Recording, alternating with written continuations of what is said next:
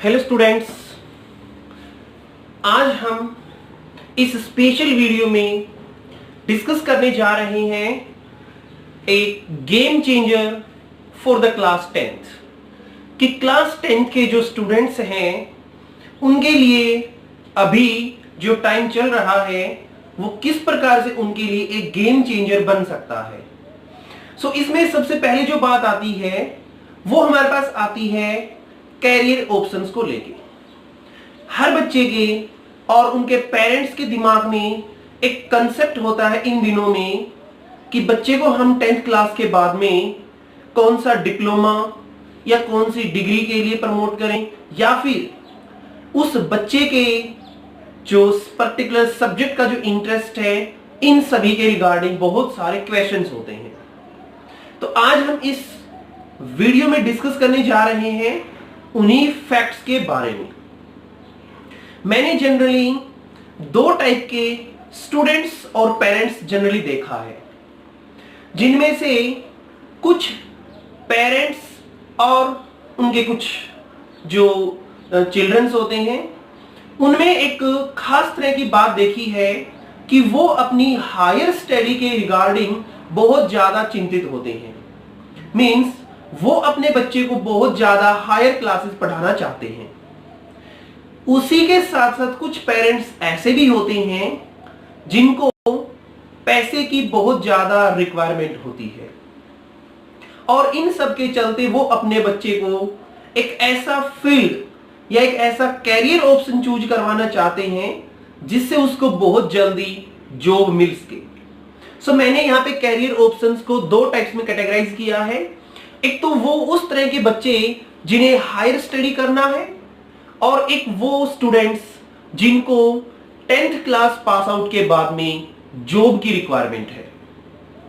सबसे पहले हम बात करते हैं उन बच्चों के लिए जिनका इंटरेस्ट हायर स्टडी के लिए होता है। इसमें हमारे पास सबसे पहला ऑप्शन आता है इंटरमीडिएट। इंटरमीडिएट क्लासेस या इंटरमीडिएट कोर्सेज क्या होते हैं?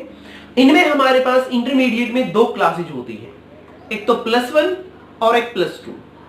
मींस वो पेरेंट्स जो अपने बच्चे से 12th कराना चाहते हैं एटलीस्ट कि पहले 12th करवाएंगे उसके बाद में कैरियर ऑप्शन और दोबारा सर्च करेंगे। इनमें क्या होता है कि क्या क्या चीजें हमें करना होता है और ये कितने ड्यूरेशन का जो ये हायर स्टडीज के लिए जो कोर्स अवेलेबल है हमारे पास इंटरमीडिएट का वो कितने साल का होता है। देखिए, जो +2 क्लास के लिए कोर्स जब हम अवेल करते हैं तो वो हमारे पास 2 ईयर का होता है। 2 साल में बच्चे को +2 क्लास करवाई जाती है।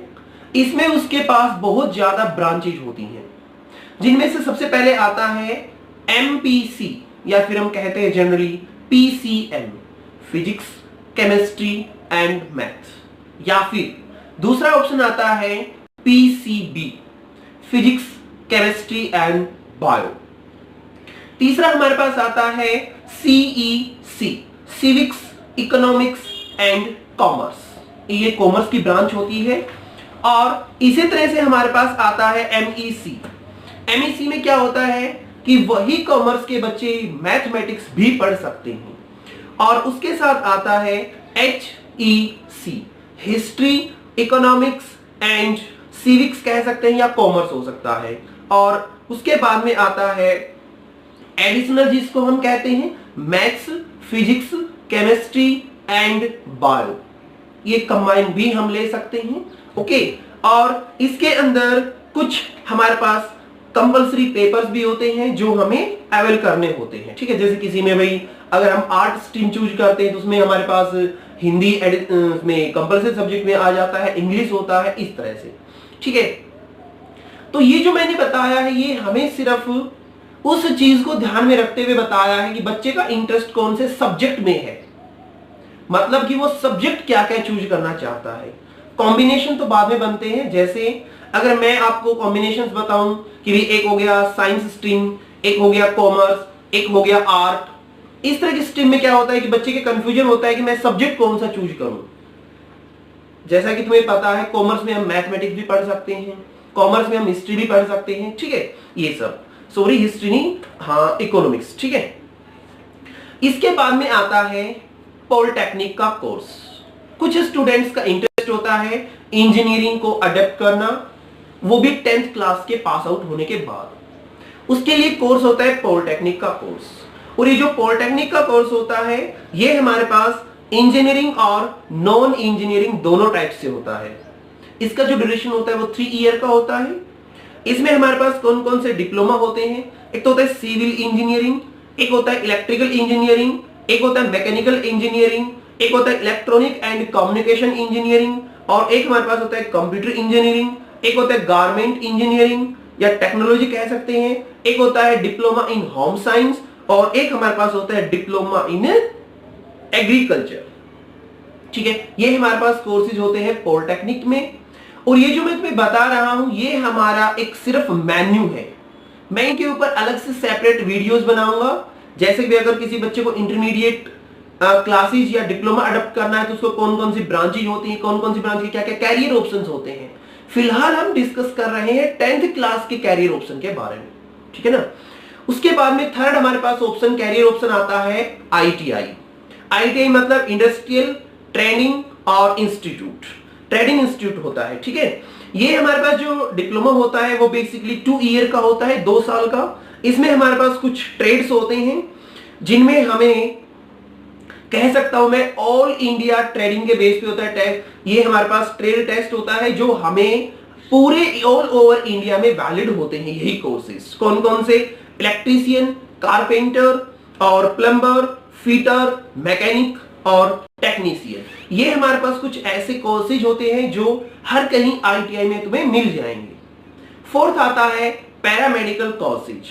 जो पैरामेडिकल कोर्सेज होते हैं वो हमारे पास भी 2 ईयर के कोर्स होते हैं, 2 साल का डिप्लोमा होता है। इसमें हमारे पास क्या क्या होते हैं courses? Diploma in medical laboratory technology, laboratories के जो काम सिखाए जाते हैं लैब के लिए वो, और एक होता है diploma in hospital food service management, food service management, और एक होता है third diploma in ophthalmic technology, ठीक है, जिसको हम DOT बोलते हैं। उसके बाद आता है, ये तो हमारे पास हो गया लॉन्ग ड्यूरेशन जिनमें 2 ईयर कोर्सेज आते हैं, 3 ईयर कोर्सेज आते हैं।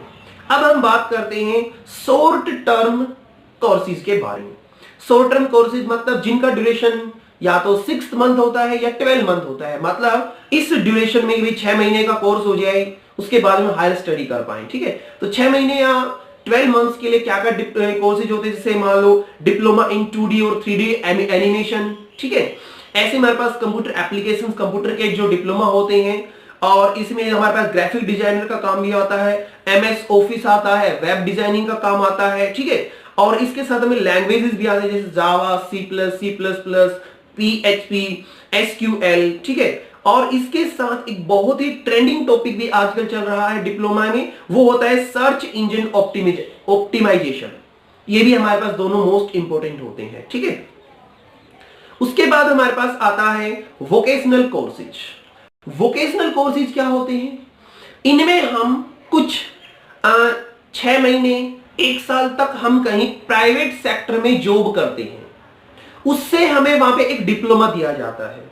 उस डिप्लोमा को करने के बाद हमें किसी गवर्नमेंट सेक्टर में काम करने के लिए अपॉर्चुनिटी मिलती है, तो वो हमारे पास होते हैं वोकेशनल कोर्सेज, ठीक है। ये हमारे पे डिपेंड करते हैं प्रैक्टिकल स्किल के बेसिस पे। 6 महीने का भी हो सकता है, कोई बच्चा 3 महीने में उस चीज को सीख पाए, कोई हो सकता है 1 ईयर का टाइम ड्यूरेशन भी लगा दे। इसमें क्या होता है, जैसे बैंकिंग एंड फाइनेंशियल सर्विस होता है, लगभग 2 ईयर का कोर्स होता है, 2 साल में कंप्लीट हो जाता है। इसी प्रकार से desktop publishing and printing technology का काम होता है, 1 साल में हो जाता है, ठीक है। ये कोर्सेज होते हैं जैसे ठीक है। उसके बाद आती हैं, ये तो हमने पढ़ा हायर स्टडी बेसिस पे। सेकंड टाइप जो आता है वो हमने पढ़ा जॉब रिगार्डिंग, कि कुछ एक बच्चे होते हैं जिनको सिर्फ जॉब से मतलब होता है, कुछ पेरेंट्स होते हैं जो फाइनेंशियली वीक होते हैं, पुअर कंडीशन में होते हैं, जिनको सिर्फ जॉब से मतलब होता है। उनके लिए क्या क्या ऑप्शन होते हैं? जैसे पहले आता है डिफेंस एग्जामिनेशन, कि भाई डिफेंस की तैयारी करें, 10th क्लास के बेसिस पे डिफेंस में जॉब मिल जाए। इसमें हमारे पास क्या होता है, जैसे post of the soldier in technical trades, ठीक है, टेक्निकल ट्रेड के अंदर सोल्डर की पोस्ट है। इंडियन आर्मी के अंदर सोल्डर कलरक की पोस्ट है। इसी प्रकार से Indian army soldier general duty examination में होता है। इसी प्रकार से हमारे पास टेक्निकल एग्जामिनेशंस भी होते हैं, इंडियन आर्मी में ही होते हैं सारे, ठीक है। इसी प्रकार से Indian army soldier nursing assistant examination, ये सब हमारे पास जॉब प्रिपरेशन होता है जिनके बेसिस पे हम जॉब लग सकते हैं। इसके अलावा इंडियन एयरफोर्स में भी 10th ग्रेड के बेसिस पे भी नौकरियां होती हैं, जिसको हम नॉन टेक्निकल ग्रेड बोलते हैं। ठीक है, नॉन टेक्निकल कैडर होता है उनका। उसमें मेरे पास क्या आता है, airman non technical trade examination होता है इसका, IAF नाम से। ठीक है, उसके बाद इंडियन नेवी में भी ऐसा ही होता है, Indian navy dockyard apprentice examination होता है जिसको हम DYA बोलते हैं। Indian navy soldier matric entry requirement examination भी होता है। और इसी तरह से हमारे पास AA एग्जामिनेशन भी 10th बेसिस पे होता है। ठीक है, इसके अलावा हम बात करते हैं CRPF का एग्जाम भी 10th बेसिस पे होता है। बॉर्डर सिक्योरिटी फोर्स होता है BSF, वो भी हमारे पास 10th ग्रेड पे होता है। और SSC स्टाफ सिलेक्शन कमीशन, ये भी कुछ जॉब्स प्रोवाइड करवाते हैं 10th बेसिस पे। ठीक है, ये तो थे हमारे पास कैरियर ऑप्शन। अब मेरी तरफ से क्या सजेशन रहेगा, अगर मान लो हमारा या किसी भी एक बच्चे का इंटरेस्ट होता है किसी एक सब्जेक्ट में, और उस एक सब्जेक्ट के बेसिस पे अगर कोई बच्चा स्पेशल ब्रांच या स्पेशल फील्ड चूज करता है, तो मेरा मानना है कि वो उसका जो डिसीजन है वो श्योरली रॉन्ग है। क्योंकि अगर मान लो किसी बच्चे का सपोज दैट इंटरेस्ट है मैथमेटिक्स में, और मैथमेटिक्स को लेने के साथ साथ वो साथ में सब्जेक्ट चूज कर लेता है फिजिक्स एंड केमिस्ट्री। अब देखिए, मैथ का कैसे एक अलग ही कंसेप्ट था, उसके साथ साथ मेजर सब्जेक्ट हो गया फिजिक्स और केमिस्ट्री। अब वो ना तो मैथ में कर पाएगा और ना ही फिजिक्स और केमिस्ट्री में। सो मेरा ये सजेशन है, अगर कोई बच्चा स्पेशल ब्रांच चूज करता है तो वो सबसे पहले इस चीज को मतलब कि मेंशन करे कि उसे लॉन्ग टर्म स्टडी करना है या शॉर्ट टर्म स्टडी करना है, और शॉर्ट टर्म अगर स्टडी करना है तो उसका फील्ड क्राइटेरिया क्या रहने वाला है।